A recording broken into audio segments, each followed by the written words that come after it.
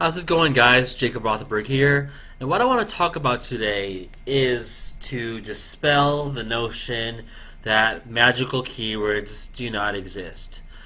Oftentimes in publishing, we find that keyword research is a central element of publishing, simply because you can have the best possible book in a flat keyword that is not in demand. And even though you might have this book you could have produced for even $1,000 and have it be a top-notch production, you're simply not going to get sales.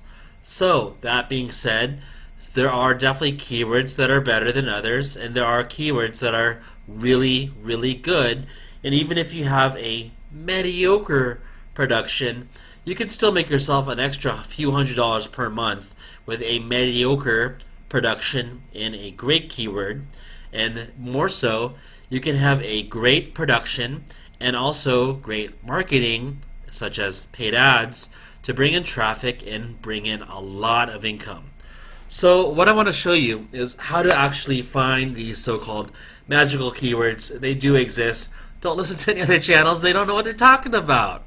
Alright, so let's find some magical keywords. What I'm going to do is I've set up my search here looking for books for kids.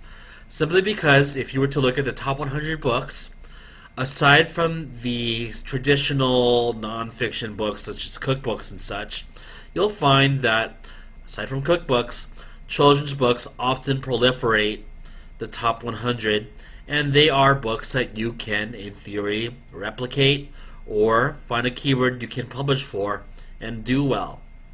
And this is especially true for quarter four, when you can make massive, massive gains in revenue and profit simply by having a children's book produced. So while we're in January as I'm filming this and the market has cooled off a little, we can still find keywords that are top 1,000 and still do really well, potentially finding a keyword that we like and that we want to publish for. So what I'm doing is I've searched books for kids.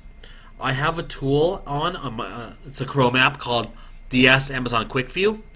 So this should load the ranks of the books, hopefully, so that I don't have to click on each individual one. And if I do, that's okay too. So let's just look at some books. So I like this. I actually have the advantage. I know a lot of these keywords already. My first Learn to Write workbook. So it's a handwriting workbook, which people learn, kids learn how to write line tracing, letters, and numbers. Published last year, just a few months ago, 829.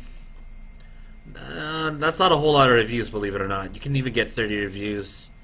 Do well. I like this. Set that up on Amazon Central. Rockridge Press. Okay, it's ranked 493. What if you wanted to do a handwriting book? What you could do is simply click on children's handwriting books. Given this is the #1 bestseller, we can see how the competition is doing. So we could be looking at books that aren't selling as well as this book, but maybe we can find something with like very few reviews, not produced stellar, but still has a decent rank. So I am having a technical difficulty with showing rank here, but I'll show you what I would do in real time. So I'm simply looking for a book that looks so-so, that doesn't have a lot of reviews, that we can replicate. This looks like a book that I can replicate. It's called Handwriting Practice Paper. It's 100 blank writing pages. So let's click on this. And what we'll see is that it is simply blank handwriting practice paper. Nothing more. And it is a 8x11 workbook. I assume it is paperback. 101 pages, 3200 BSR. And if we were to look at this content by looking at the preview, this is a book. This is not, I wouldn't even call this a book. This is a production you can make in Canva.com in 15 minutes. Okay?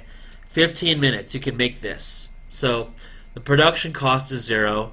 You can make this cover yourself for zero. And all that's imperative is that you need to have traffic review this book and buy this book. So what I would suggest to you, if you were to endeavor publishing for handwriting practice paper, you would want to perhaps consider starting a Facebook group for kids or for adults catered for students, like their children, to have resources for learning handwriting, for learning tracing, and so forth. And along with that, paid ads. So you would run Amazon ads. I don't like the price of $4.25. You're gonna get like maybe for this black and white thing, maybe $1, maybe less per copy. I would sell like $7, maybe $6. Get at least $3 per sale, and run some ads for cheap. So I'm just gonna make this all theoretical, but if you're taking notes, because a lot of people actually just listen to these free videos, take my keyword advice, and make money. So pull out your notebook if you want to start out with a free production and make some money. Make this book for free, canva.com. List it for $7 and create an ad campaign. I want you to make it, let's do it, make it simple. Automatic, dynamic, lower only, and set up your broad targeting group to 10 cents per click, and your close match to 10 cents. Set all of your bids to 10 cents and try to get as many broad matches as possible so that you can get some weird keywords to convert for this book. So I would go for like a list of 2,000 or even 3,000 keywords, but bid extremely low, like 10 cents per click. And then through time, filter out the clicks that don't convert to sales and keep the keywords that do convert for sales. Then boom, you can have a book, along with ads, get organic traction and rank 3,200. So, and there's really no magic behind this. Now, if you wanted to do something more niche, so what I tell a lot of students who work one-on-one with me, you don't want to have just any generic like write riddles book. You don't want to have a generic handwriting book. If you want to do like, I like this, the unicorn handwriting practice book. Okay, so maybe parents are not looking specifically for a unicorn handwriting practice book, but it still stands out. It still gives some flavor, some flair to the keyword, and it could appeal to an adult to buy for their child. And as such, this has a BSR 4500, still very solid. And if we were to look at this, this is a create space entry. This has been done by a self-published author, publisher. And aside from the unicorn artwork, even if you were not to produce this yourself in Canva, you can find maybe relatively cheap images, maybe stock, maybe even on, God forbid, Fiverr.com, if you can find someone that does original images, or other sites. Upwork can be a choice if you're able to find someone within reason that provides original artwork at an affordable cost. And maybe like there's 26 letters in the alphabet, right? So you just need 26 images. Multiply that by $10 per image, and then some. This book probably costs like $400 to produce. So all you have to do is make 100 copies sold in your lifetime, along with ads, and you're gonna make your ROI and have this as an asset. So I like this. This person also adds gifted students education as a category.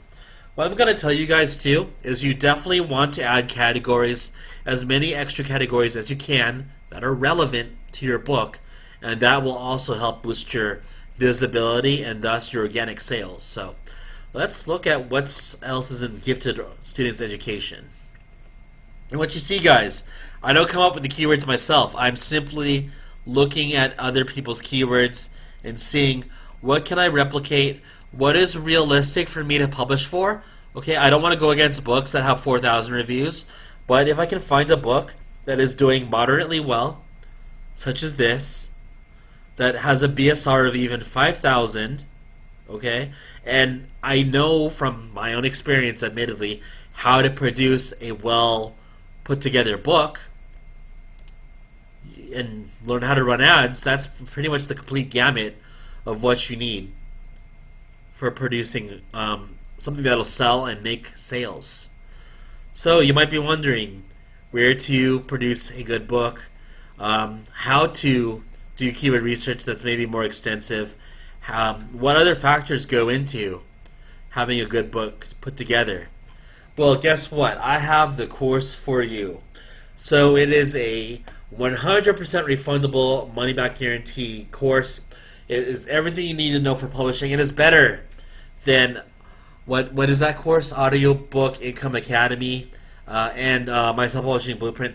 Those are these $1,000 courses. I don't know if they're worth it, but what I can tell you is my course is $47 and worth more than any other nonfiction course out there. So I'll leave you a link below at thepublishingevolution.com. It is your course for nonfiction. Everything you need to know, including ad lessons for 2020. $47. You can't beat that price. It is priced way too low. I'm an idiot for pricing it that low, but that's okay.